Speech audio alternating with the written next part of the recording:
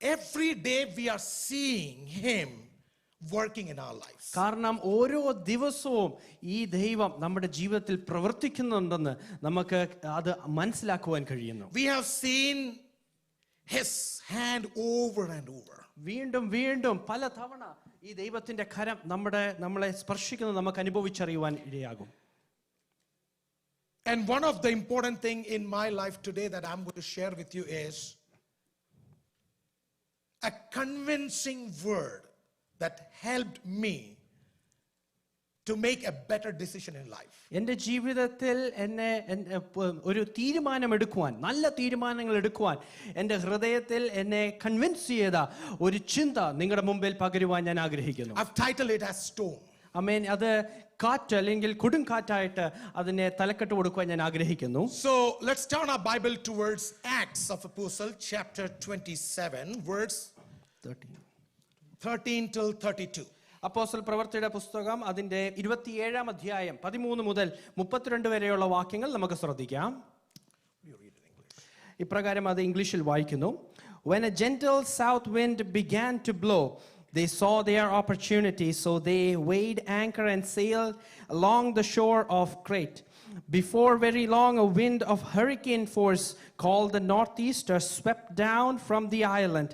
The ship was caught by the storm and could not head into the wind, so we gave way to it and were driven along. As we passed to the lee of a small island called Cauda, we were hardly able to make the lifeboat secure, so the men hoisted it aboard. Then they passed ropes under the ship itself to hold it together, because they were afraid they would run aground on the sandbars of Syrtis. They lowered the sea anchor and let the ship be driven along. We took such a violent battering from the storm that the next day they began to throw the cargo overboard. On the third day they threw the ship's tackle overboard with their own hands.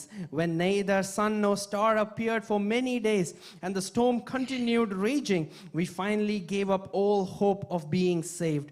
After they had gone a long time without food, Paul stood up before them and said, "Men, you shall have taken my advice not to sail from Crete.